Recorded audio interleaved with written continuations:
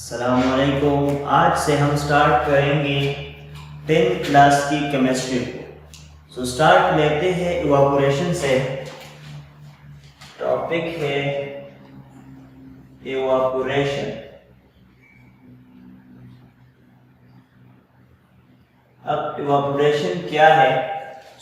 Evaporation का definition है the spontaneous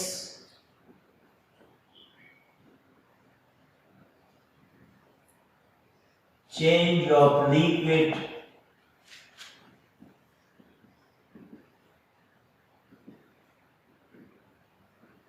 into vapor or gaseous phase। Liquid का vapour phase में या गैसियस फेज में कन्वर्जन को हम इवापोरेशन कहते हैं। फॉर एग्जांपल, सपोज हमारे पास ये वाटर है,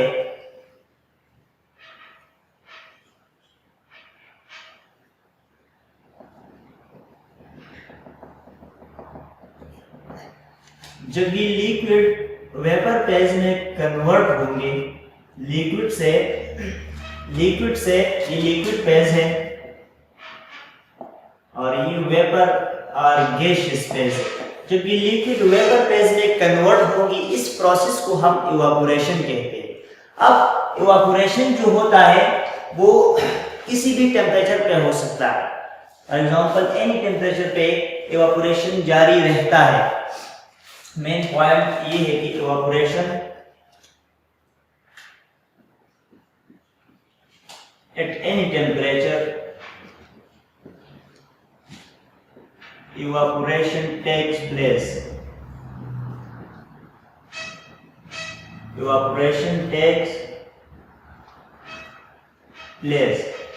किसी भी टेम्परेचर पे इवापोरेशन होता रहता है। अब बात करते हैं इंटरमॉलिक्यूलर फोर्स और इंट्रामॉलिक्यूलर फोर्स के बारे में। ज्यादातर स्टूडेंट कंफ्यूज रहते हैं कि आया इवापोरेशन में मॉलिक्यूल्स लिक्विड से लिक्विड मॉलिक्यूल्स गैसियस मॉलिक्यूल में कैसे तब्दील होती है, कैसे कन्वर्ट होती है, आया इसमें कौन सा बॉन्ड ब्रेक होता है। उसके बारे में बात करते हैं। हमारे साथ दो तरह के फोर्सेस होते हैं। एक है इंटरमॉलिक्यूलर फोर्सेस। इंटरमॉलिक्यूलर फोर्सेस वो फोर्सेस है जो मॉलिक्यूल्स के दरमियान होती है, वो फोर्स ऑफ अट्रैक्शन जो मॉलिक्यूल के दरमियान होता है। For example, force between molecules is known as intermolecular force. वो इंटरमॉलिक्यूलर अट्रैक्टिव फोर्स जो मॉलिक्यूल्स के दरमियान होता है उसे हम इंटरमॉलिक्यूलर अट्रैक्टिव फोर्स कहते हैं। और वो हमारे पास तकरीबन हाइड्रोजन बॉन्डिंग में होता है, लंदन डिस्पर्शन फोर्सेस होता है, डायपोल इंटरेक्शन वगैरह होता है। इसको हम इंटरमॉलिक्यूलर फोर्सेस कहते हैं। फॉर एग्जांपल, वाटर मॉलिक्यूल में इंटरमॉलिक्यूलर फोर्सेस भी होते हैं और इंट्रामॉलिक्यूलर फोर्सेस भी होते हैं। वाटर मॉलिक्यूल में इंटरमॉलिक्यूलर फोर्सेस इस तरह से होते हैं। ये वाटर मॉलिक्यूल का स्ट्रक्चर है।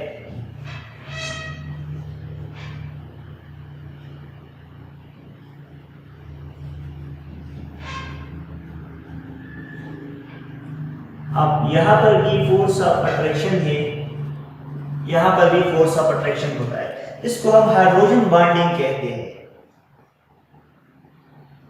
ठीक है, ये इंटरमॉलिक्यूलर फोर्स ऑफ अट्रैक्शन है बिटवीन द मॉलिक्यूल्स। अब एक और फोर्स ऑफ अट्रैक्शन होता है, उसे हम इंट्रामॉलिक्यूलर फोर्स ऑफ अट्रैक्शन कहते हैं। दूसरा है intra molecular force. Intra means between the atoms. Intramolecular force वो फोर्सेस है, वो अट्रैक्टिव फोर्सेस होते हैं जो एटम्स के दरमियान होते हैं। Forces between the atoms, forces between atoms. अब वाटर मॉलिक्यूल में इंट्रामॉलिक्यूलर फोर्सेस भी होते हैं। इंट्रामॉलिक्यूलर फोर्सेस का एग्जाम्पल जो है वो हमारे साथ आयोनिक बॉन्ड होता है। इसके एग्जाम्पल आयोनिक बॉन्ड है, कोवेलेंट बॉन्ड, मेटालिक बॉन्ड वगैरह वगैरह, वो फोर्सेस जो एटम्स के दरमियान होते हैं उसे हम इंट्रामॉलिक्यूलर फोर्सेस कहते हैं, और वो फोर्सेस जो मॉलिक्यूल्स के दरमियान होते हैं उसे हम इंटरमॉलिक्यूलर फोर्सेस कहते हैं। अब वाटर मॉलिक्यूल में ये ऑक्सीजन है, ये एक हाइड्रोजन है और ये दूसरा हाइड्रोजन है। ये जो फोर्स है, ये जो कोवेलेंट बॉन्ड है, इसको हम इंट्रामॉलिक्यूलर फोर्स कहते हैं। ठीक है, इसको हम इंट्रामॉलिक्यूलर फोर्स कहते हैं। और ये एक वाटर मॉलिक्यूल है, ये दूसरा वाटर मॉलिक्यूल है, इसके दरमियान जो फोर्स है इसको हम इंटरमॉलिक्यूलर अट्रैक्टिव फोर्स कहते हैं। ज्यादातर स्टूडेंट कंफ्यूज रहते हैं कि आया इवापोरेशन के दौरान कौन सा बॉन्ड ब्रेक होता है या कौन से फोर्सेस ब्रेक होते हैं और मॉलिक्यूल वेपर फेज में कन्वर्ट होते हैं। सो इंट्रामॉलिक्यूलर फोर्सेस को ब्रेक करने के लिए बहुत एनर्जी रिक्वायर्ड होती है। सो इवापोरेशन के दौरान ये इंट्रामॉलिक्यूलर फोर्स हाइड्रोजन और ऑक्सीजन के दरमियान जो फोर्स है वो नहीं ब्रेक होता। इवापोरेशन के दौरान यहाँ पर जो इंटरमॉलिक्यूलर फोर्स होता है मॉलिक्यूल्स के दरमियान, ये ब्रेक होता है। सो मॉलिक्यूल्स यहाँ तक सरफेस तक आ जाते हैं, मॉलिक्यूल्स इस सरफेस तक आ जाते हैं। टेम्परेचर की वजह से ये जो फोर्स होता है ये ब्रेक होता है और मॉलिक्यूल्स इस सरफेस तक आ जाते हैं। ये जो फोर्स खत्म होता है तो ये मॉलिक्यूल फ्री होती है और फ्री होने की वजह से ये सरफेस तक आ जाते हैं और फिर लिक्विड फेज से ऊपर गैसियस फेज में कन्वर्ट होते हैं। इस प्रोसेस को हम इवापोरेशन कहते हैं। और जो फोर्स ब्रेक होता है इवापोरेशन के दौरान उसको हम इंटरमॉलिक्यूलर अट्रैक्टिव फोर्स कहते हैं। ठीक है, सो इसी तरह से इवापोरेशन जो है ना होता रहता है। अब बात करते हैं कंडेंसेशन के बारे में कि कंडेंसेशन प्रोसेस क्या होता है।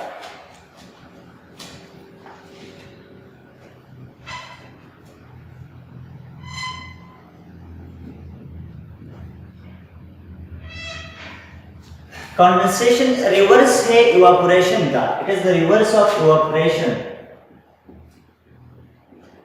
Reverse of evaporation. इसमें क्या होता है, यहां पर हमने पढ़ लिया कि लिक्विड का वेपर या गैसियस फेज में कन्वर्ट होने को हम इवापोरेशन कहते हैं। अब इसके रिवर्स को हम कंडेंसेशन कहते हैं। वेपर या गैसियस फेज का कन्वर्जन को लिक्विड फेज में हम इसको इवापोरेशन कंडेंसेशन कहते हैं। वेपर फेज का वापस यहां से वापस जब ये लिक्विड फेज में कन्वर्ट होंगी तो इस प्रोसेस को हम कंडेंसेशन कहते हैं। ठीक है, इसका डेफिनेशन ये है कि द कन्वर्जन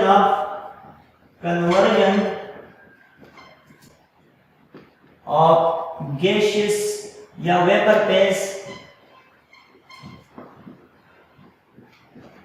इनटू लिक्विड,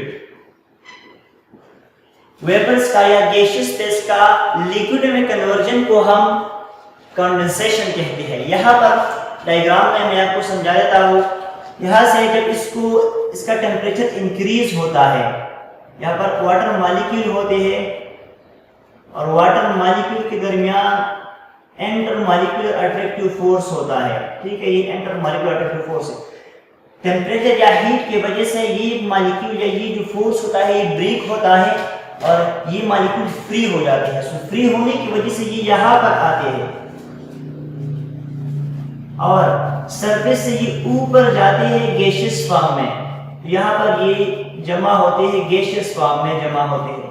बाद में ये ऊपर इस वजह से गए है कि इसके पास एनर्जी है, एनर्जी की वजह से ये लोअर कंसंट्रेशन से या लोअर कंसंट्रेशन से हायर कंसंट्रेशन, हायर कंसंट्रेशन से लोअर कंसंट्रेशन तक गए है। लेकिन अगर लेवल को देख ले तो लोअर लेवल से हायर लेवल तक गए है, इस वजह से कि इसके पास एनर्जी थी। अब यहाँ पर तो एनर्जी इसके पास है, लेकिन जब एनर्जी खत्म होगी इस मॉलिक्यूल के साथ, यहाँ पर जब एनर्जी खत्म होगी तो ये मॉलिक्यूल वापस गैसियस फेज से लिक्विड फेज में आ जाएगा। सो ये एरो रिप्रेजेंट करता है इवापोरेशन को और जो बैक एरो है ये रिप्रेजेंट करता है कंडेंसेशन को। ठीक है, सो जब इवापोरेशन होगा तो बाद में कंडेंसेशन बी होगा। इवेपोरेशन लिक्विड का कन्वर्जन है गैसियस फेज में और कंडेंसेशन गैसियस का कन्वर्जन है लिक्विड फेज में।